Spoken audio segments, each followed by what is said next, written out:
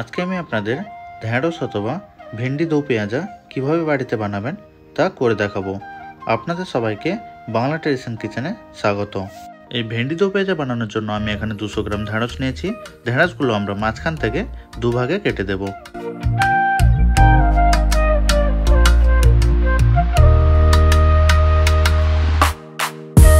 ঢেঁড়সগুলো সব কাটা হয়ে গেলে আমরা দুটো মাঝারি সাইজের টমেটো ছোট ছোট করে কেটে নেব।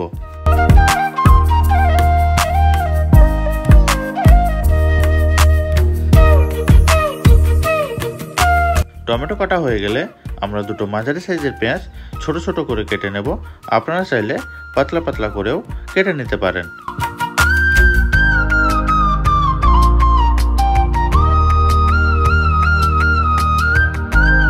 পেঁয়াজ কাটা হয়ে গেলে একটা মিডিয়াম সাইজের পেঁয়াজ একটু মোটা মোটা করে কেটে নেবেন। এই পেঁয়াজ ঢেঁড়স খাওয়ার সময় খেতে খুবই ভালো লাগে।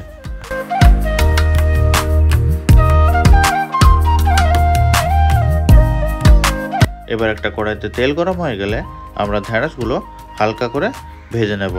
ঢেঁড়স ভাজার সময় আপনারা স্বাদ মতন এর মধ্যে নুন দিয়ে দেবেন।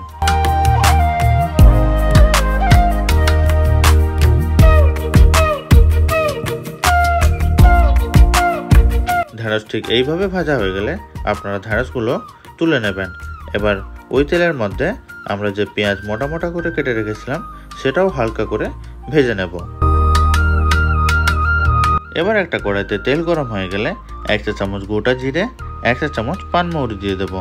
জিরার সুগন্ধ ছাড়লে সেই সময় আমরা কুচিয়ে রাখা পেঁয়াজ এর মধ্যে পুরোটাই দিয়ে দেব। পেঁয়াজ ভাজা হয়ে গেলে 2 চা চামচ আদা কুচি এবং 2 চা চামচ রসুন কুচি দিয়ে দেব।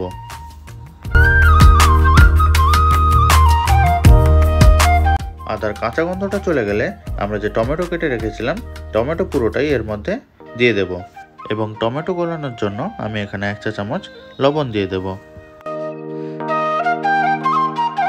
টমেটো যখন গলে আসবে সেই সময় 1 চা চামচ লঙ্কা গুঁড়ো, 1 চা চামচ হলুদ গুঁড়ো, 1 চা চামচ ধনে গুঁড়ো এবং 1 চা চামচ আমচুর পাউডার গুঁড়ো এর মধ্যে দিয়ে দেব।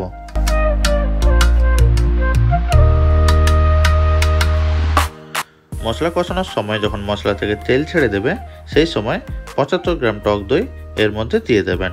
দিয়ে ভালো করে মশলাটা একবার কষিয়ে নেবেন। মশলা কষানোর পর যখন তেল ছেড়ে দেবে সেই সময় আমরা যে ঢেঁড়স ভেজে রেখেছিলাম সেই ঢেঁড়স পুরোটাই এর মধ্যে দিয়ে দেব এবং আপনি ঝালের জন্য 4টে কাঁচা লঙ্কা কুচি দিয়ে দেবেন এবং আমরা যে পেঁয়াজগুলো রেখেছিলাম সেটাই পুরোটাই এর মধ্যে দিয়ে দেব এবং আপনারা যদি টমেটো খেতে চান তাহলে টমেটো এর মধ্যে দিয়ে দিতে পারেন। এবার ঢাকা লাগিয়ে গ্যাসের ফ্লেম মিডিয়াম রেখে 10 মিনিট আমরা কুক করে নেব। যখন ঢেঁড়স রেডি হয়ে যাবে সেই সময় 1 চা চামচ গরম মশলা গুঁড়ো দিয়ে দেবেন। এবার কিন্তু আপনাদের পারফেক্টলি ভেন্ডি দো পেঁয়াজা রেডি হয়ে গেছে। এই ভেন্ডি দো পেঁয়াজা আপনারা রুটির সঙ্গে খেতে পারেন। আজকের মতন এখানেই ভিডিওটা শেষ করছি। আপনাদের সঙ্গে দেখা হবে পরবর্তী ভিডিওটিতে।